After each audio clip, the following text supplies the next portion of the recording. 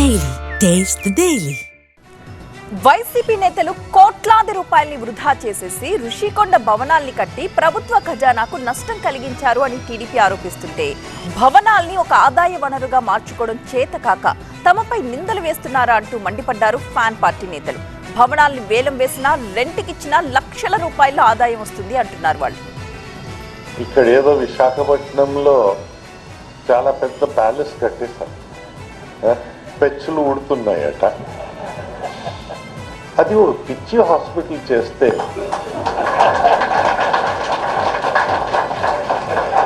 ఏదైతే దానివల్ల మీకు 600-700 కోట్ల పెట్టుబడిలో రిటర్న్ ఎప్పుడు రాదు. దౌర్భాగ్యులు కట్టాలి, అట్లీస్ట్ దుర్భాగ్యులకైనా సముద్రగాలు తగులుతుంది కదా.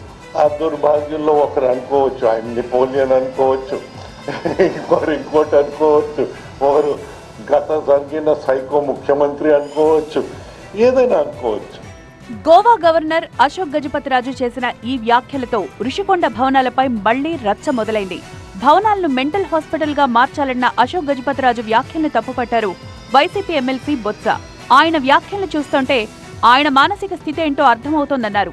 భవనాలను ఎలా వాడుకోవాలో అర్థం కాకపోతే నిపుణుల సలహా తీసుకోవాలి అన్నారు. 7 కోట్ల ఆదాయం వచ్చేది అనవసరప్పుడు వచ్చి ప్రతి నెల 7 లక్షలు 70 లక్షలు కరెక్ట్గా ఉంటుంది అని చెప్తున్నారు కదా. మీరు మీకు చేత కాకపోతే ఇవన్నీ ఇచ్చారు కదా, లుళ్ళు ఇవన్నీ కూడా చిల్లర పైసలు లాగా వచ్చి జల్లి ఇచ్చేసారు కదా.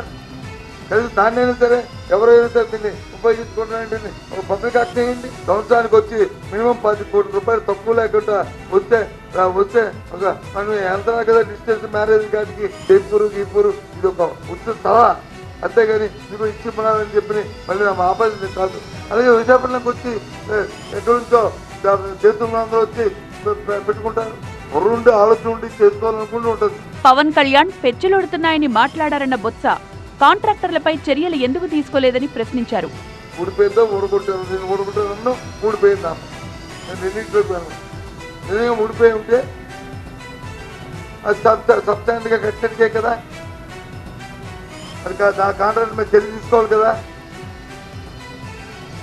అది ఎవరు చేస్తే దానికి ఒక టైం లిమిట్ ఉంటుంది కదా. మరి బిల్లు ఇవ్వద్దని చెప్పా, బిల్లు ఎవరిచ్చింది, ఏ గవర్నమెంట్ ఇచ్చింది? ప్రభుత్వం కూడా ఋషికొండ భవనాలను సద్వినియోగం చేసుకునే దిశగా అడుగులు వేస్తోంది. డెస్టినేషన్ వెడ్డింగ్స్ కోసం భవనాలను వినియోగించాలన్న ప్రతిపాదనపై యోచిస్తున్నామన్నారు పవన్ కళ్యాణ్. మీరు 453 కోట్లు ప్రజాధనం పెడితే 453 కోట్లు ఎప్పుడు బ్రేక్ ఇన్ అవుతుంది, అది ఎప్పుడు ఆదాయం వస్తుంది. ప్రభుత్వం నుంచి తీయడం కాకుండా అందుకని దీన్ని డెస్టినేషన్ వెడ్డింగ్స్ లేదంటే అన్ని కలిపి ఈవెంట్ చేయాలి. దీని మీద కూర్చోబెట్టి ఇమ్మీడియట్గా దీన్ని ఈ వింటర్ లోపు దీన్ని ఒక నిర్ణయం తీసుకుంటారు. ఋషికొండ భవనాల విషయంలో త్వరలోనే ప్రభుత్వం ఒక నిర్ణయం తీసుకుంటుందన్నారు కూటమి నేతలు.